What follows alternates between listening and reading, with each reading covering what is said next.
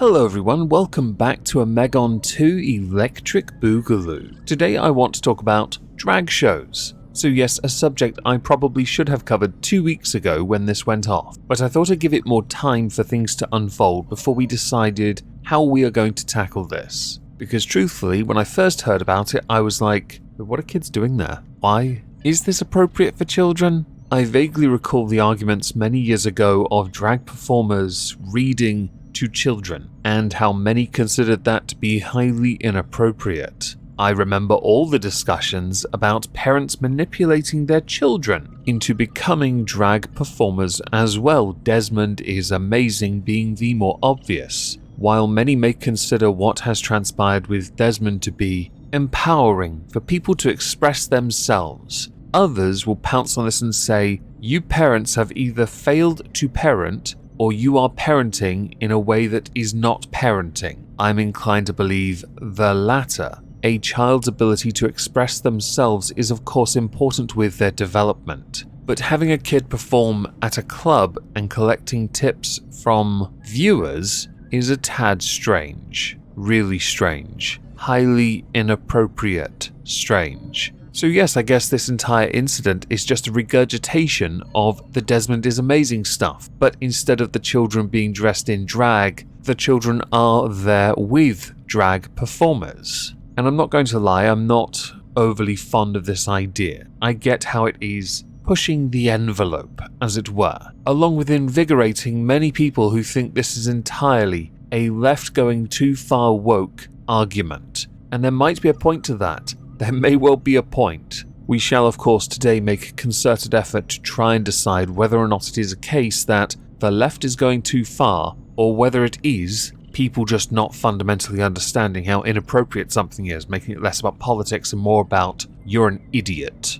plonker, dipshit, tosspot, sod, wanker, whichever you prefer really. I know this is probably the most biased article I could ever use, but I'm going to cite Fox just to make a point about left v right. Don't take too much offense, whether you consider it a news source or not, it does have what we need, okay? And to prove the point, drag show for kids proves left will risk harming children for politics. Leftists have abandoned the idea of protecting the innocence of children. Well, there's a title that gets you in, doesn't it? Protests erupted over the weekend as a gay bar in Texas hosted a Drag Your Kids to Pride event, at which, among other things, kids tipped dancers in drag with dollar bills, mimicking the common strip club practice. Defenders of the youth-themed show call it harmless fun, but it raises serious questions about whether children need to be protected from this overtly sexual entertainment. Put simply, do we have, as a society, a responsibility to protect the innocence of children?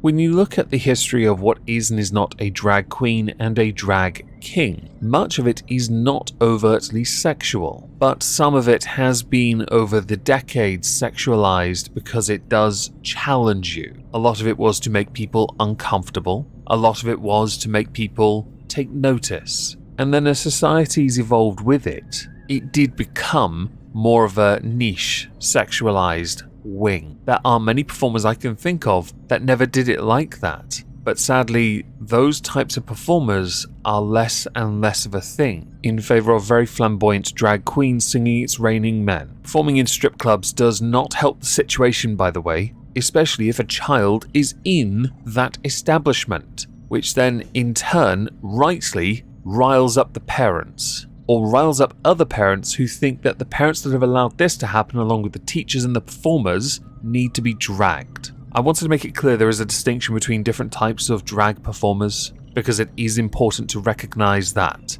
It has become more and more of a thing with Pride events where it is over the top.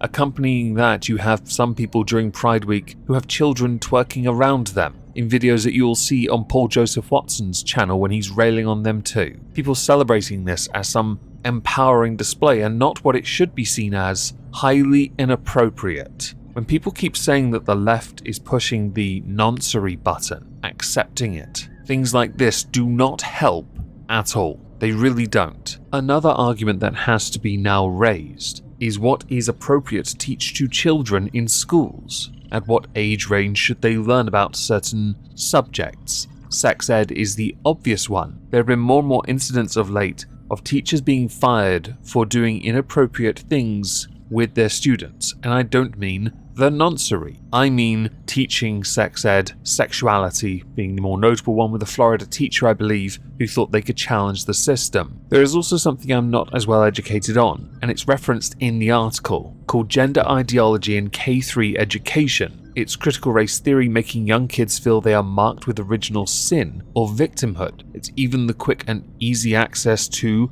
adult content that we as a society have just somehow accepted. To address the first part, gender ideology, I will stand by what I've always said. We shouldn't be teaching any of this to children. And when it comes to children transitioning, they should not be transitioning as a child. They still have to, whether they want to or not, go through the biological process of puberty. An adult must make an adult decision on their body. As far as critical race theory goes, I will not touch that with any barge pole on any channel, because I get far too much shit for it, and then I get called alt-right. I'm not alt-right, don't be an idiot. If you've ever watched any video I've ever produced, you'd know that by now. And then on the subject of adult content, the websites have played their part in ensuring that it is not accessible to children. It is down to the parents to ensure that those same children do not have access to them by limiting access to technology and the internet, or by putting the safeguards in place that do exist to prevent them from having access to that content.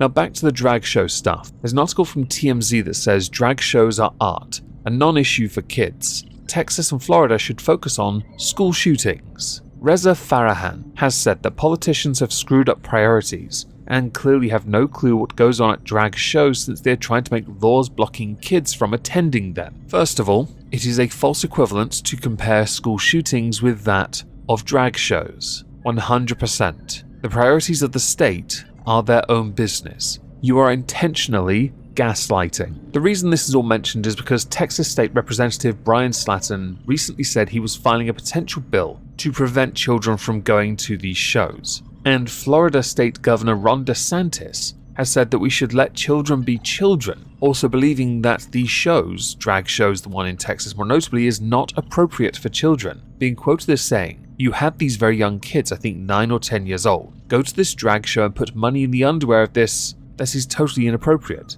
That is not something that children should be exposed to," with State Representative Anthony Sabatini now wanting to make it a felony for any parent to bring a child to a drag show, saying in a tweet, "I will be proposing legislation to charge with a felony and terminate parental rights of any adult who brings a child to these perverted sex shows." Some people believe that by trying to legislate this, you are legislating hatred against people who are involved in the LGBTQ community, whichever branch that individual who is themselves a drag king or queen belong to. And an argument can certainly be made there, but I think in the instance of this, you're always going to struggle to get that consensus or middle ground when you have people, especially in America, where it is very polarizing. You cannot push these kind of ideas onto every state. They're not going to listen to you. I was impressed enough that this had happened in Texas, which then understandably did lead to more people saying, well, this is what happens when people from California bleed over to Texas to try and corrupt the place. Which, by the way, I don't know if it's true or not. I'm not in America. I'm in England. You noticed?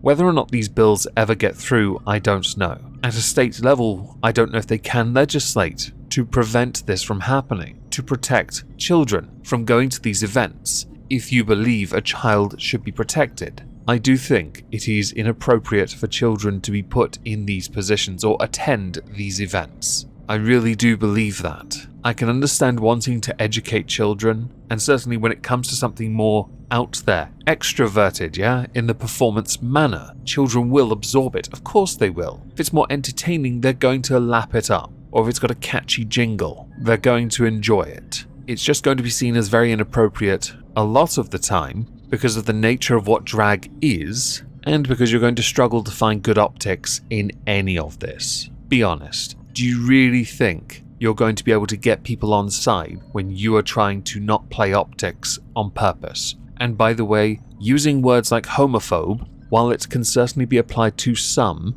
is nothing more than a thought-terminating cliche solely used to silence criticism, which is a bit tragic, don't you think?